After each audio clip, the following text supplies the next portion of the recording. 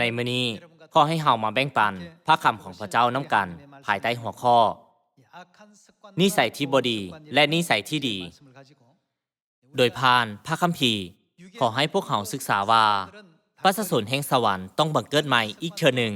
ด้วยการกระทำฝ่ายจิตวิญญาณโดยการเอานิสัยฝ่ายร่างกายทิ่มเสียเพื่อไปสู่สวรรค์ถ้าพวกเขามีนิสัยที่บ่ถูกต้องทั้งหมดนิสัยที่ชั่วร้ายและนิสัยที่บ่ดีและนิสัยที่พวกเขาบ่สามารถกำจัดมันออกไปได้ถึงแม้นว่าพวกเขาฮู้ว่ามันบ่ดีก็ตามในมื้อนี้ขอให้พวกเขาจงกำจัดมันทิ่มและบังเกิดใหม่เป็นดังประชาชนที่จะเข้าสู่สวรรค์นํกันมีกล่าวว่านิสัยแม่นลักษณะที่สองมนุษย์เกิดมาพร้อมกับนิสัยบางอย่างบางคนฉลาดบางคนเกียจคร้านบางคนเฮ็ดสิ่งที่ให้ประโยชน์บางคนเลื่อนสิ่งที่พวกเขาควรเฮ็ดในมื้อนี้ไปเป็นมื้ออื่นและบางคนก็บ่มักเฮ็ดเวียกทุกคนมีนิสัยของภายลาวในท่ามกลางพวกเขาบางคนมีการประพฤติที่ดีและบางคนก็มีการประพฤติที่บ่ดีเว้าอีกอย่างหนึ่งว่ามีนิสัยที่สามารถไปสวรรค์ได้และนิสัยที่บ่สามารถไปสวรรค์ได้โดยผ่านประวัติศาสตร์ของโมเสสในเวลาที่ผ่านมา 3,500 ปีก่อน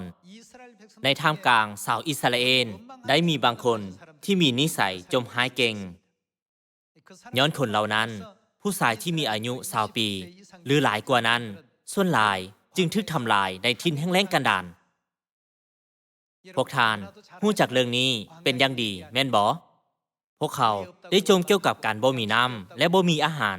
ในขณะที่พระเจ้าได้ทรงประทานอาหารให้พวกเขาอย่างหลงหลายจากนั้นพวกเขาได้จมว่าให้อาหารแบบเก่าแก่พวกเขาในทุกๆมื้อพวกเขาต้องกำจัดนิสัยแห่งการจมนี้ออกไปเมื่อเบิงด้วยจิตวิญญาณโลกนี้แม่นเมืองลี้ภัยบ่แม่นบ่ในเมืองลี้ภัยพวกเขาบ่สามารถเฮ็ดสิ่งที่พวกเขาต้องการจักเฮ็ดได้และพวกเขาบ่สามารถมีทุกสิ่งจนกว่าพวกเขาจะพอใจได้คำว่าเมืองลี้ภัยฟังเบิ่งแล้วยังค่อนข้างม่วนเกินไปเพื่อแสดงให้เห็นถึงความเป็นจริงนั้นเอิ้นว่าคุกแม่นบ่แม่นคุกฝ่ายจิตวิญญาณบ่อนที่บรรดาคนบาปต้องห่มกันอยู่ถ้าพวกเขาสามารถเฮ็ดสิ่งที่พวกเขาอยากเฮ็ดและถ้าพวกเขาสามารถมีสิ่งที่พวกเขาอยากมีมันก็บ่แม่นคุกบ่แม่นลักษณะแห่งการสำนึกผิดต่อการบาปทั้งหมดที่พวกเขาได้เฮ็ดในสวรรค์อยู่ในคุกมีหลายสิ่งหลายอย่างที่ยุ่งยากและบ่สะดวกสบายเพื่อทุกคนที่อยู่อ้อมข้างของพวกเขาจะสงบสุขและสบายใจบางเทื่อพวกเขาต้องเฮ็ดในสิ่งที่พวกเขาบ่อยากเฮ็ดบางเทื่อพวกเขาต้องเฮ็ดสิ่งที่บ่เหมาะสมกับบุคลิกของพวกเขานั้นก็ย้อนว่านี่แม่นคุกแห่งจิตวิญญาณของพวกเขาแต่ถึงอย่างนั้นก็ตามถ้าพวกเขาพิดเถียงกันเพียงเพราะบุคลิกที่แตกต่างกันและจมเกี่ยวกับสภาพแวดล้อมอ้อมข้างนั้นพวกเขาจะบ่สามารถไปสู่อาณาจักรสวรรค์ได้ในโยฮันบทที่3พระเยซูได้ทรงกล่าวว่าบ่มีไผเห็นอาณาจักรของพระเจ้าได้โดยบ่เกิดใหม่เว้าอย่างหนึ่งว่าโดยบ่เปลี่ยนนิสัยของเราให้เป็นนิสัยแห่งสวรรค์ฉะนั้นจะเกิดหยังขึ้นเราสามารถเข้าสู่อาณาจักรของพระเจ้าได้บ่พระเยซูได้ทรงกล่าวว่าเราบ่สามารถเข้าไปได้พวกเรามีหลายหมื่นแบบนิสัยเมื่อเว้าถึงถ้อยคำของพระเจ้าบางคนมีนิสัยแห่งการเชื่อฟัง 100% และบางคนพยายามให้เหตุผลแก้ตนเองโดยคิดว่าพระเจ้าทรงกำลังกล่าวเช่นนั้นก็ตามแต่พระองค์จะทรงให้อภัยและก็ได้เฮ็ดในสิ่งที่พวกเขาพอใจเมื่อพระเจ้าทรงบอกพวกเขาให้เฮ็ดบางสิ่งถ้าบางคนบ่อยากเฮ็ดพวกเขาก็อ้างแบบอย่างของคนอื่นและเว้าว่าเราก็ได้เฮ็ดแบบนี้แต่บ่มีหยังเกิดขึ้นกับเรานั่นแม่นนิสัยที่บ่ดีขอให้พวกเขาเบิ่งผลได้รับที่ถึกมอมให้แก่ผู้ที่มีนิสัยในการเชื่อฟังพระคำของพระเจ้าในชีวิตในถิ่นแห้งแล้งกันดาร40 ปีในตอนเช้านี้ขอให้พวกเขาศึกษาว่านิสัยแบบใดและความเชื่อแบบใดที่พวกเขาควรมีในสมัยนี้ ในขณะที่กำลังย่างในทินแห่งแล้งกันดารแห่งข่มเสือด้วยจิตวิญญาณขอให้เบิ่งในเยเรมียาบทที่22บทที่22ข้อที่21พระองค์ได้กล่าวต่อหมู่เจ้าเมื่อเจริญรุ่งเรืองแต่หมู่เจ้าบ่เชื่อฟังและปฏิเสธมาตลอดสภาพแวดล้อมอ้อมข้างทุกอย่างสงบและปลอดภัยพระเจ้าได้ทรงสร้างเงื่อนไขทั้งหมดให้ปลอดภัยในการปกป้องของพระองค์ในสภาพแวดล้อมดังเช่นนั้นพระเจ้าได้ทรงเตือนพวกเขาแต่พวกเขาผัดกล่าวว่าค่อยจะบ่เชื่อฟังแต่หมู่เจ้าบ่เชื่อฟังและปฏิเสธมาตลอดนี่คือหยังนี่คือสิ่งที่หมู่เจ้านั้นคือนิสัยได้เฮ็ดในชีวิตตลอดมาหมู่เจ้าบ่เคยได้เชื่อฟังพระผู้เป็นเจ้าเนื่องจากนี่แม่นสิ่งที่พวกเขาได้เฮ็ดคือนิสัยของพวกเขาสามารถรับพระเมตตาพระพรและพระคุณได้บ่พระเมตตาบ่เคยทึกประทานให้บุคคลดังเช่นนี้มาก่อนเมื่อพวกทานเบิ่งประวัติศาสตร์ของบรรดากษัตริย์ของประเทศอิสราเอลได้มีกษัตริย์คนหนึ่งที่ชื่อโซนทำอิฐโซนได้มีความเชื่อในพระเจ้าที่ดีเราได้ไว้วางใจในพระเจ้าและหากประชาชนอิสราเอลดังนั้นพระเจ้าได้ส่งมอบบัลลังก์กษัตริย์ให้แก่เราอย่างใดก็ตามหลังจากที่ได้เป็นกษัตริย์แล้วเราได้มีนิสัยที่บ่เชื่อฟังพระเจ้าถึงแม้เราฮู้ว่าเราควรติดตามถ้อยคำของพระเจ้าก็ตามเมื่อประชาชนได้เว้าถึงเรื่องนี้และเรื่องนั้นเราก็ได้ใส่ใจสิ่งที่ประชาชนได้เว้าหลายกว่าถ้อยคำของพระเจ้าโดยคิดว่าความคิดของประชาชนแม่นสูงกว่าคำแนะนำของพระเจ้าในท้ายสุดเราบ่ได้เชื่อฟังถ้อยคำของพระเจ้าพระเจ้าได้ทรงชี้ให้เห็นว่าการบ่เชื่อฟังเสียงของเฮาแม่นนิสัยของพวกเจ้าคุ้นเคยกับนิสัยนั้นด้วยนิสัยที่บ่ดีแบบนี้พวกเฮาบ่สามารถเข้าสู่อาณาจักรของพระเจ้าได้ในที่สุดลูกชายทุกคนของกษัตริย์โซนได้ตายหมดในการต่อสู้กับพวกฟิลิสเตียนและเราเองก็เช่นกันได้ถูกฆ่าในที่นั้นอย่างน่าสังเวชขอให้เบิ่งใน1ข่าวบทที่10ข้อที่13กษัตริย์โซนได้ตายไปก็เพราะเหตุผลหยังเพราะเพิ่นเฮ็ดหยังเพิ่นบ่ซื่อสัตย์ต่อพระผู้เป็นเจ้าเพิ่นบ่เชื่อฟังข้อคำสั่งของพระผู้เป็นเจ้าเพิ่นได้ปรึกษานำวิญญาณของคนตายแทนที่จะปรึกษานำพระผู้เป็นเจ้าดังนั้นพระผู้เป็นเจ้าจึงได้เฮ็ดหยังพระผู้เป็นเจ้าจึงได้ฆ่าเพิ่นและมอบอาณาจักรให้ดาวิดลูกชายของเยซีขึ้นปกครองแทนในตอนทำอิฐโซนได้มีความเชื่อที่ดีในพระเจ้าถึงอย่างนั้นก็ตามดังที่เราได้รับอำนาจคือประชาชนของเราได้เชื่อฟังเราทุกเวลาที่เราสั่งพวกเขาให้เหตุสิ่งใดสิ่งหนึ่งเราได้เริ่มคิดว่าทุกสิ่งจะเป็นไปด้วยดีด้วยอำนาจของเราเองถึงว่าเราบ่มีพระเจ้าก็ตามซึ่งเฮ็ดให้เรามีนิสัยที่บ่เชื่อฟังถ้อยคำของพระเจ้าดังผลที่ได้รับเราได้กลายเป็นกษัตริย์ที่โศกร้ายผู้ที่ถูกฆ่าตายอย่างน่าสังเวชในสนามรบกับชาวฟิลิสเตียนและพวกลูกชายของเราก็เช่นกันดังนั้นพระคัมภีร์จึงมีกล่าวว่าเพิ่นบ่ได้ไว้วางใจในพระเจ้าหรือเชื่อฟังข้อคำสั่งของพระผู้เป็นเจ้าเพิ่นได้ปรึกษานำวิญญาณของคนตายแทนที่จะปรึกษานำพระผู้เป็นเจ้าดังนั้นพระผู้เป็นเจ้าจึงได้ฆ่าเพิ่นและมอบอาณาจักรให้ดาวิดลูกชายของเยซีขึ้นปกครองแทนโซนได้ลึงเคยกับนิสัยที่บ่ดีในตอนทำอิฐเราได้มีความปรารถนาดีแต่สภาพแวดล้อมอ้อมข้างและเงื่อนไขต่างๆได้ชักจูงให้เรามีนิสัยที่บ่ดีบรรดาทานสิ่งใดก็ตามที่พระเจ้าทรงบอกพวกเราบ่ต้องทึกประเมินโดยพระเจ้าดังที่ชาวอิสราเอลได้เป็นในพระคำเยเรมียาบทที่22ข้อที่21บอนที่พระเจ้าได้ทรงกล่าวว่า หมู่เจ้าบ่เชื่อฟังและปฏิเสธมาตลอดเบื้องหลังการตายของกษัตริย์โซนซึ่งพวกทานฮู้จักเป็นอย่างดีลาวบ่ได้เชื่อฟังดังที่มีบันทึกใน1ซามูเอลบทที่15บัดนี้พวกเขาต้องกำจัดนิสัยที่บ่ดีที่บ่สามารถนำพวกเขาไปสู่สวรรค์และนิสัยที่บ่เชื่อฟังถ้อยคำของพระเจ้าทั้งหมดทิ่มเสียพวกเขาบ่ต้องรักษานิสัยเหล่านั้นไว้ดังที่พวกเขาฮู้ว่าพวกเขาต้องกำจัดเอามันออกไปถ้าพวกเขาตั้งใจว่าจะกำจัดมันออกไปพวกเขาก็ต้องปาทิ่มมันอย่างสมบูรณ์ถ้าพวกเขาอยากทำลายมันพวกเขาก็ต้องทำลายมันอย่างหมดสิ้นถ้าพวกเขาว่าค่อยจะเอามันออกไปเทื่อละอย่างก็คือดังกับที่ว่าค่อยจะบ่กำจัดมันออกไปดอกถึงแม้นว่ามันแม่นนิสัยที่บ่ดีที่ตันทางไปสู่สวรรค์ของพวกเขาก็ตามขอให้เบิ่งใน1ซามูเอลบทที่15ข้อที่3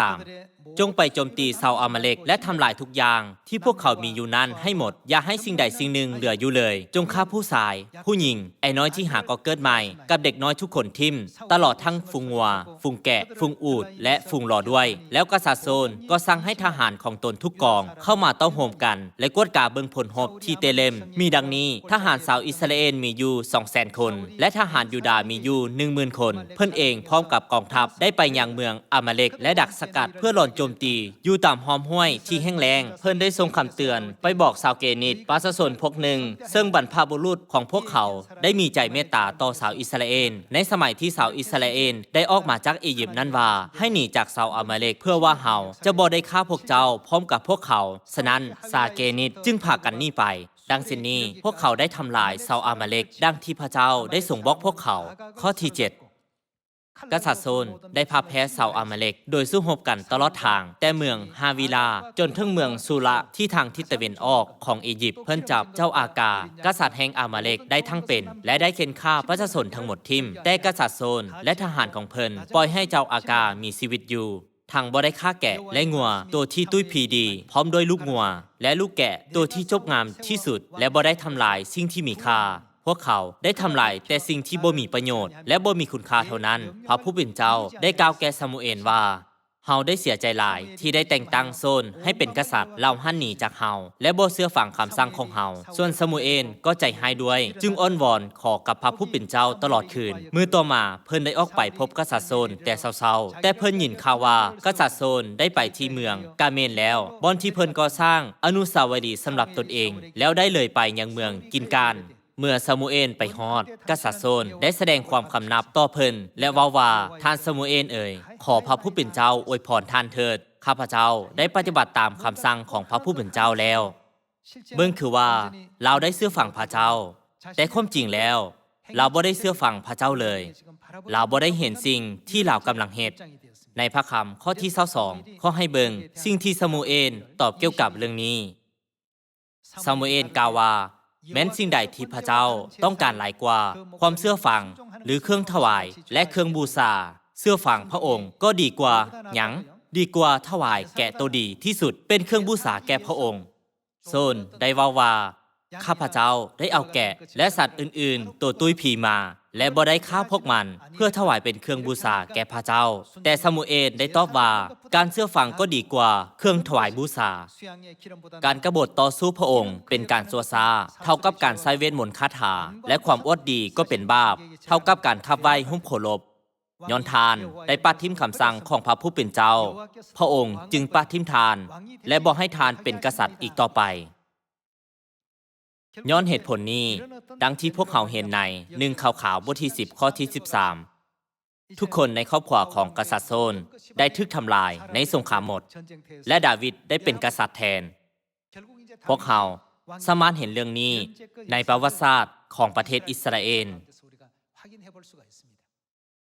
พระเจ้าได้ทรงชี้ให้เห็นว่าการบ่ฟังเสียงของเขานั้นเป็นนิสัยของเจ้ามาตั้งแต่อย่างหนุ่มมื้อนี้พวกเขาจงจดจำการเตือนนี้จากพระเจ้าจากนี้เป็นต้นไปขอให้พวกเขาจงกวดเบิ่งตัวเองและพิจารณาว่าพวกเขาต้องมีนิสัยแบบใดนิสัยที่บ่ถูกต้อง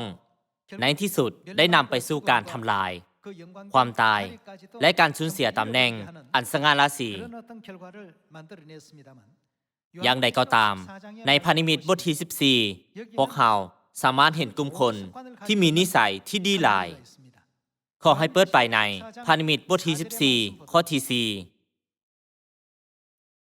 คนเหล่านี้เป็นพวกที่รักษาตนไว้อย่างให้มนทิน โดยบ่ได้ร่วมเพศกับผู้หญิง เป็นพวกบริสุทธิ์ และพวกเขาได้เห็นหยังในทุกที่ทุกบอนที่ลูกแกะพระเจ้าไป พวกเขาได้ติดตามพระประสงค์ของลูกแกะพระเจ้าอยู่เสมอ และติดตามพระองค์ไปทุกที่ทุกบอนที่พระองค์ไป เรื่องนี้บ่สามารถเป็นไปได้ ถ้าหากพวกเขาบ่ได้มีความเชื่อและไว้วางใจในพระองค์อย่างแท้จริง แม่นบ่ พวกเขาติดตามลูกแกะพระเจ้าทุกที่ทุกบอนที่พระองค์ไป พวกเขาได้รับกันไทยนับจากมนุษย์สัตว์ที่เหลือนั้น และเป็นผลแห้งที่ถูกนำมาถวายแก่พระเจ้าและแก่ลูกแกะพระเจ้า พวกเขาถูกนำมาถวายแก่พระเจ้า คนเหล่านี้คือผู้ที่ถูกนำมาถวายแก่พระเจ้า ได้เห็นหยังทุกที่ทุกบอนที่ลูกแกะพระเจ้าไป พวกเขาได้ติดตามลูกแกะพระเจ้า หมายความว่าพวกเขามีความเชื่อต่อลูกแกะพระเจ้า 100% แม่นบ่ การมีความเชื่อในพระเจ้า 100%บ่ว่าพระเจ้าทรงนำพาพวกเขาไปทางที่เต็มด้วยน้ำหรือทางเต็มด้วยหินหรือเต็มด้วยความร้อนแผดเผาก็ตาม พวกเขาก็ติดตามพระเจ้าด้วยขอบพระคุณในทุกที่ทุกบอนที่พระเจ้าทรงนำพาพวกเขาไป พวกเขาบ่จมหรือต่อว่าเกี่ยวกับเรื่องนี้หรือเรื่องนั้น ที่จริงมันก็เป็นเรื่องที่ขัดแย้งอยู่แล้ว ที่บรรดาคนบาปอาศัยอยู่ในคุกจะจมหรือต่อว่าบ่แม่นบ่ ในพาณิมิตบทที่14พวกเขาสามารถเห็นบุคคลเหล่านี้ติดตามพระเจ้าด้วยความชุ่มชื่นยินดีและขอบพระคุณในทุกที่ทุกบอนที่พระองค์ได้ทรงนำพาพวกเขาไป พระเจ้าได้ทรงอวยพรคนเหล่านี้โดยเอิ้นพวกเขาว่าเป็นผู้ที่ทึกไทยไว้จากมนุษย์ชาติและเป็นผลแห่งที่ทึกนำมาถวายแก่พระเจ้าและแก่ลูกแกะพระเจ้า ในมื้อนี้พวกเขาบ่ควรกบฏต่อพระคำของพระเจ้าแต่ต้องเชื่อฟังพระคำของพระเจ้าและค้นหาความชุ่มชื่นยินดีในการปฏิบัติตามถ้าในเมื่อก่อนพวกเขาได้ติดตามนิสัยที่บ่ดีเรื่อยๆย้อนพวกเขาบ่ได้มีความเชื่อนั้นจากนี้ไปขอให้พวกเขาจงแก้ไขปัญหาเพื่อติดตามทุกสิ่งทุกอย่างที่พระเจ้าทรงสั่งให้พวกเขาเฮ็ดโดยบ่มีเงื่อนไขและบ่ว่าเส้นทางจะเป็นอย่างใดขอให้พวกเขาจงติดตามทางนั้นด้วยความชมชื่นยินดีและขอบพระคุณและไปถึงอาณาจักรสวรรค์อันส่วนนิรันดร์ผู้ที่ได้กล่าวถึงในพาณิมิตบทที่14คือผู้ที่ได้รับการทายไว้จากชาวโลกนั้นมีนิสัยที่ดีหลายพวกเขาบ่ได้มีความบ่เชื่อฟังความบ่เชื่อสงสัยหรือการพิดเถียงกันสามารถเห็นได้ว่าพวกเขาทั้งหมดถูกสร้างขึ้นอย่างสมบูรณ์ในพระคำของพระเจ้าฉะนั้นขอให้พวกเขาจงคิดเกี่ยวกับพระคัมภีร์ที่พระเจ้าได้ทรงมอบให้พวกเขาให้เป็นดังคู่มือพื้นฐานที่สุดสำหรับนิสัยของพวกเขาขอให้เบิ่งใน1ติโมธีบทที่6ข้อที่3ผู้ใดก็ตามที่สั่งสอนผิดไปจากนี้และทางบ่เห็นพร้อมกับหลักคำสั่งสอนอันแท้จริงของพระเยซูคริสต์เจ้าของพวกเขาและกับคำสั่งสอนอันถูกต้องเป็นธรรมกับความเชื่อของพวกเขาก็เป็นคนจ้องห่องผ่องตัวขึ้นเว้าอย่างหนึ่งว่าถ้าพวกเขาบ่ใส่ใจต่อพระคำของพระเจ้าแล้วถ้าพวกเขาบ่เห็นพร้อมกับหลักคำสั่งสอนจะเกิดหยังขึ้นกับพวกเขาก็จะกลายเป็นคนจ้องห่องผ่องตัวพวกเขาจำเป็นต้องรู้ว่านี่ก็เป็นหนึ่งเหตุผลเช่นกันที่พวกเขาต้องศึกษาพระคำของพระเจ้าจงกวาดเบิงตัวของพวกเขาคืนและใช้เวลาพิจารณาทบทวนในทุกๆมื้อข้อที่4ก็เป็นคนจ้องห่องพองตัวขึ้นและบ่ฮู้จักสิ่งใดเลยเราเมามัวอยู่กับการทกเถียงและการทะเลาะวิวาทถึงเรื่องถ้อยคำซึ่งนำไปสู่การเฮิงสากันการผิดเทียงกันการหมิ่นประมาทกันความระแวงสงสัยกันคนประเภทนี้กลายเป็นคนดื้อด้านพวกเขาได้สืบต่อเหตุสิ่งเหล่านี้แทนที่จะติดตามพระเจ้าทุกที่ทุกบอนที่พระองค์ทรงไปคนเหล่านี้มักการผิดเทียงกันและกลายเป็นคนจ้องห่องและการเว้าหมิ่นประมาทกันและสงสัยระแวงกันนั้นสืบต่อควบคุมจิตวิญญาณของพวกเขาในข้อที่5มีกล่าวว่าพวกเขาเป็นคนใจด้านและพวกเขาใจคดต่อหยังพวกเขาใจคดคาดความจริงผู้ที่มีการประพฤติที่บ่ดีก็จะมีจิตใจด้านในที่สุดและพวกเขาก็จะมีนิสัยที่บ่ใส่ใจต่อพระคำของพระเจ้าและบ่เชื่อฟังเทื่อที่1 2เทื่อ3เทื่อและ4เทื่อพวกเขาคิดว่าถึงแม้นว่าค่อยบ่เฮ็ดแบบนั้น พระเจ้าก็บ่ได้ลงโทษค่อยทุกสิ่งกำลังเป็นไปด้วยดีในครอบครัวของค่อยบ่เป็นหยังดอกที่คิดว่าพระคัมภีร์เป็นดังอาหารสำหรับจิตใจประเภทหนึ่งเท่านั้นจะบ่เป็นหยังในท้ายสุดดอกตราบใดที่ค่อยยังอยู่ในซีโอนจนถึงสุดท้ายติดตามพระเจ้าหมายความว่าอย่างไดหมายความว่าพวกเราต้องเอาถ้อยคำของพระเจ้ามาปฏิบัติคือเชื่อฟังพระคำของพระเจ้าในทุกๆมื้อบ่แม่นบ่พระเจ้าได้ทรงกล่าวว่าพระองค์จะบ่ประณามพวกเราในสิ่งที่พวกเราบ่ได้เฮ็ดย้อนพวกเราบ่ฮู้อย่างใดก็ตามพระเจ้าได้ทรงกล่าวว่าผู้ที่เฮ็ดสิ่งใดสิ่งหนึ่งที่พวกเขาฮู้แล้วว่าพวกเขาบ่ควรเฮ็ดนั้นบ่สามารถหลีกหนีจากการลงโทษของพระเจ้าได้ดังนั้นในที่นี้จึงมีเขียนไว้ว่าก็เป็นคนจงหองพองตัวขึ้นและบ่ฮู้จักสิ่งใดเลยเรามามัวอยู่กับการทกเถียงและการทะเลาะวิวาทเทิงเรื่องถ้อยคำซึ่งนำไปสู่การหึงสากันการผิดเถียงกันการหมิ่นประมาทกันความระแวงสงสัยกันและการโต้เถียงกันอย่างบ่มีที่สิ้นสุดระหว่างคนใจด้านและคนใจโคตรคาดความจริงเขาคิดว่าความเชื่อในพระเจ้านั้นเป็นหนทางที่นำไปสู่ความหั่งมีสีสุขจริงแท้ความเชื่อในพระเจ้านั้นเฮ็ดให้หั่งมีสีสุขหลายถ้าพอใจกับสิ่งที่คนมีอยู่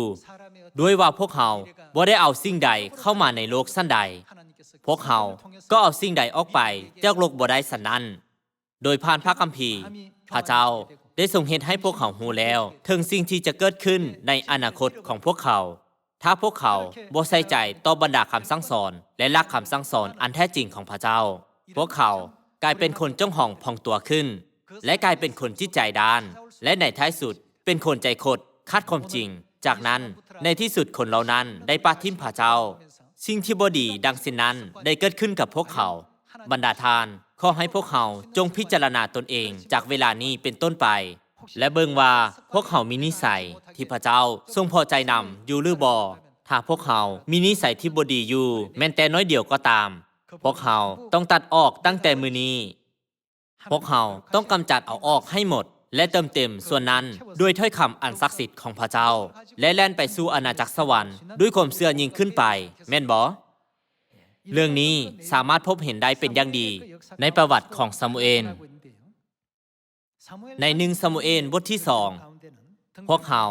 สามารถเห็นพวกลูกชายจาก2ครอบครัวที่แตกต่างกันซามูเอลลูกชายของฮันนาและโฮฟานีและฟีเนฮาลูกชายของเอลีพวกเขาแม้นแตกต่างกันอย่างสิ้นเชิงโฮฟานีและฟีเนฮาแม้นลูกชายของปาโลหิต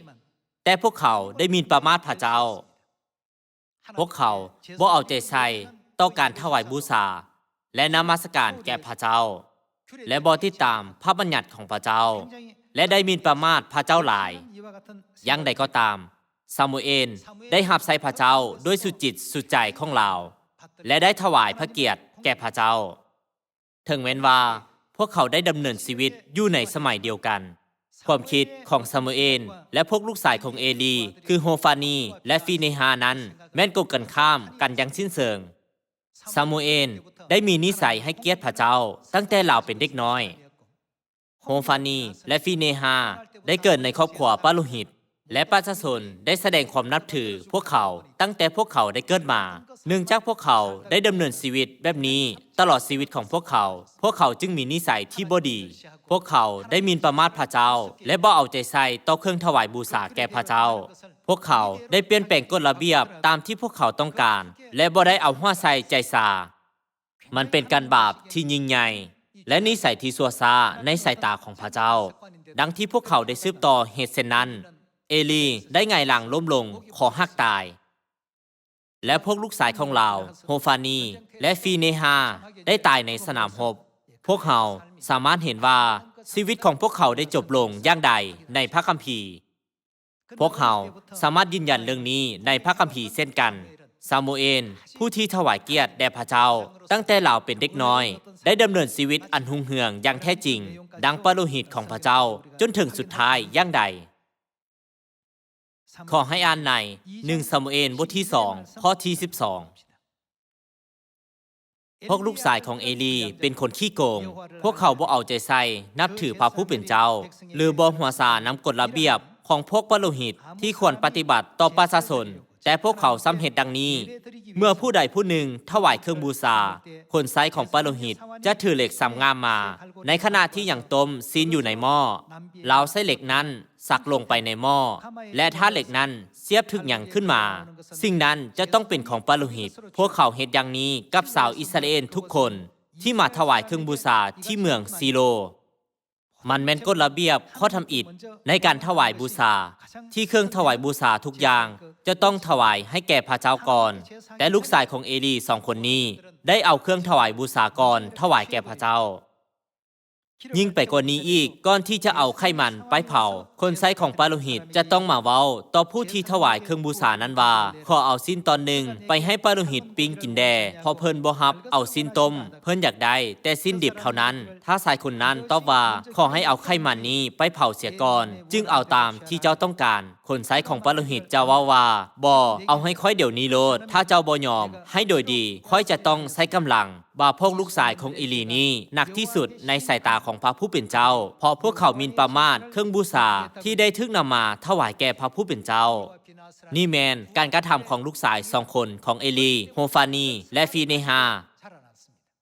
พวกเขาได้มีนิสัยที่ซัวซาดังเช่นนี้ตั้งแต่พวกเขายังหนุ่มน้อยพวกเขาบ่ได้เอาใจใส่นับถือพระเจ้า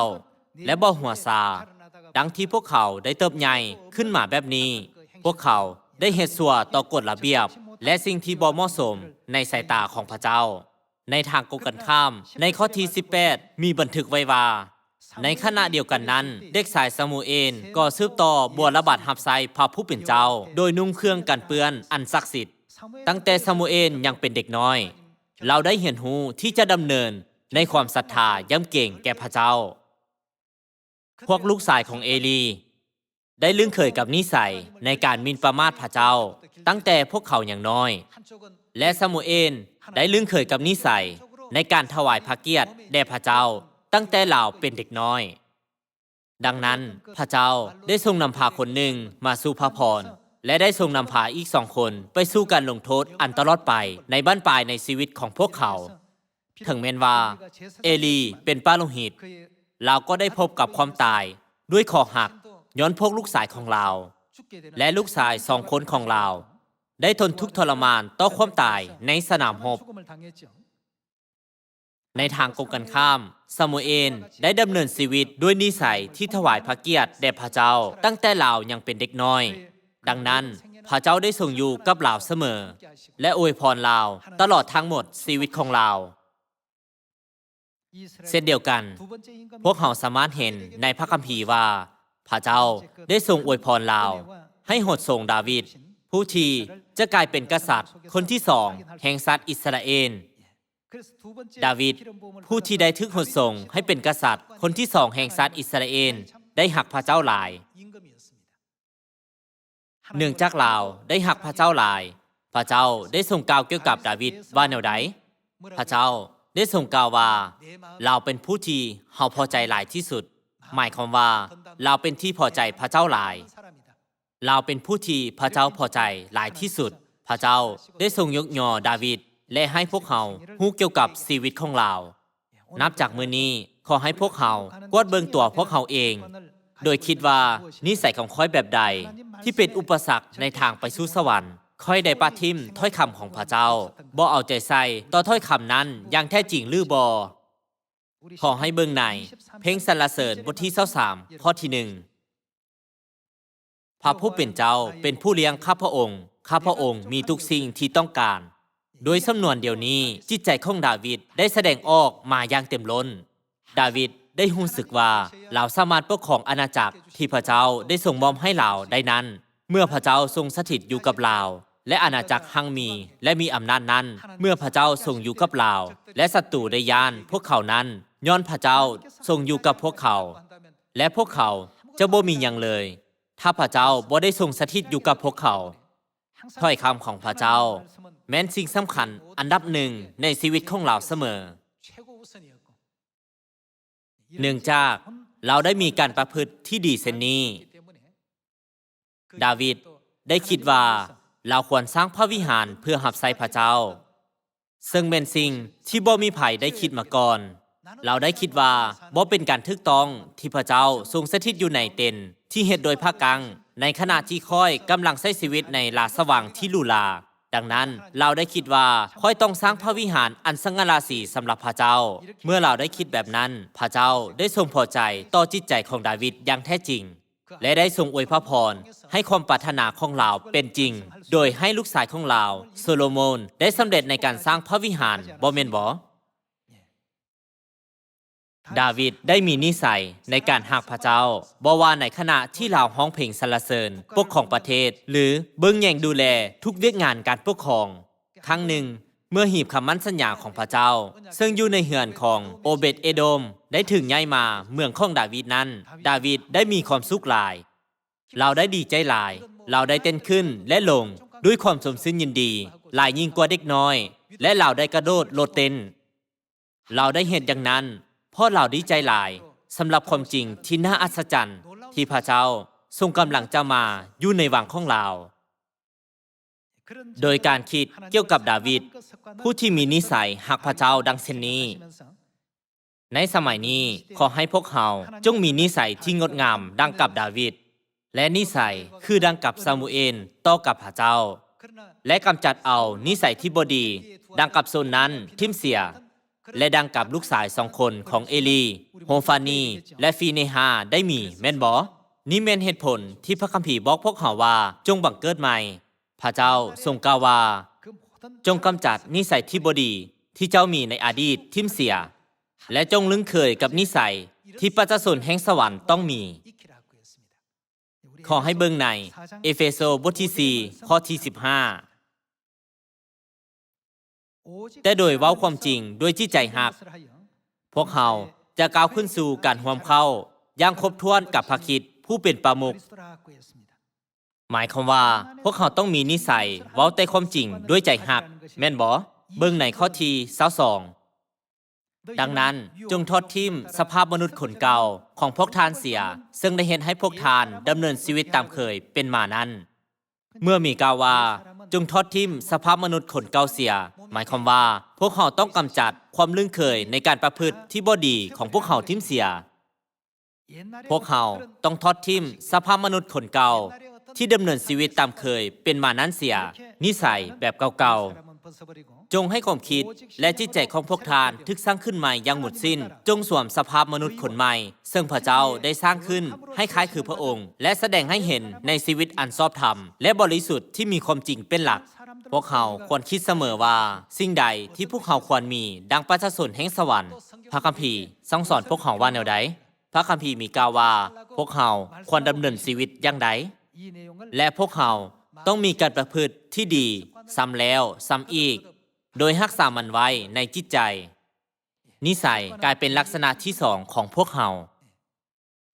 ถ้าพวกเขามีนิสัยในการบ่เชื่อฟัง1 เทื่อ2 เทื่อ3 เทื่อและ4 เทื่อหลังจากนั้นพวกเขาก็เห็นอีกอย่างบ่ละอายและพวกเขาก็จะด้านสาจากนั้นพวกเขาจะบ่คิดว่าการบ่เชื่อฟังแม่นบาปอีกต่อไปพวกเขาต้องกำจัดนิสัยเช่นนี้ออกให้หมดข้อที่23จงให้ความคิดและจิตใจของพวกท่านทึกสร้างขึ้นใหม่อย่างหมดสิ้นตามข้อคำสั่งและหลักคำสั่งสอนทั้งหมดของพระเจ้าจงสวมสภาพมนุษย์คนใหม่ซึ่งพระเจ้าได้สร้างขึ้นให้คล้ายคือพระองค์และแสดงให้เห็นในชีวิตอันชอบธรรมและบริสุทธิ์ที่มีความจริงเป็นหลักดังนั้นจงเสาเว้าตัวให้แต่ละคนเว้าความจริงแก่พี่น้องคนเชื่อถือเพราะพวกเขาทุกคนเป็นอวัยวะร่วมกันอยู่ในพระกายของพระคริสต์ถ้าพวกท่านกดหายก็อย่าให้ความกดหายนั้นเป็นเหตุให้เหตุบาปอย่ากดหายอยู่จนตะเวนตกดินอย่าปล่อยโอกาสให้มารนิสัยเหล่านี้ทั้งหมดที่พวกเขาต้องมีฝ่ายคนที่เคยรักก็จงเสารักแต่จงให้ลงมือเฮ็ดเวียกเลี้ยงชีพในทางสัตย์ซื่อเพื่อจะได้มีส่วนช่วยเหลือคนยากจนอย่าใช้คำเว้าอันเฮ็ดให้เจ็บซ้ำน้ำใจแต่ให้ใช้คำเว้าอันดีที่ช่วยชูให้เจริญขึ้นและให้เหมาะสมกับความต้องการเพื่อถ้อยคำที่พวกท่านกล่าวนั้นจะเป็นคุณประโยชน์แก่ผู้ที่ได้ยินได้ฟังอย่าให้พระวิญญาณบริสุทธิ์ของพระเจ้าเศร้าหมองด้วยว่าพระวิญญาณแม่นการประทับของพระเจ้าที่หมายความเป็นเจ้าของไว้ถึงพวกท่านเป็นการรับประกันในมือที่พระเจ้าจะไถ่พวกท่านให้พ้นพวกเขาควรเฮ็ดหยังเกี่ยวกับสิ่งเหล่านี้พระเจ้าได้ทรงกล่าวว่าอย่าให้มีพวกเขาต้องกำจัดนิสัยเหล่านี้ทั้งหมดออกไปกำจัดสิ่งทั้งหมดเหล่านี้ และแต่จงมีใจเมตตาและเอ็นดูกันจงยกโทษให้กันและกันดังที่พระเจ้าได้ยกโทษให้พวกทานในพระคริสต์พระเจ้าได้ทรงกล่าวว่าแต่จงมีใจเมตตาและเอ็นดูกันจงยกโทษให้กันและกันดังที่พระเจ้าได้ยกโทษให้พวกทานในพระคริสต์เมื่อพวกเขาเฮ็ดเช่นนี้ขอให้เบิ่งในบทที่5ข้อที่1ซึ่งสืบต่อบันทึกว่าเนื่องจากพวกเขาเป็นลูกที่พระเจ้าหักจงบักบันให้เป็นดังพระคริสต์พวกเขาควรเป็นลูกที่หักของไผ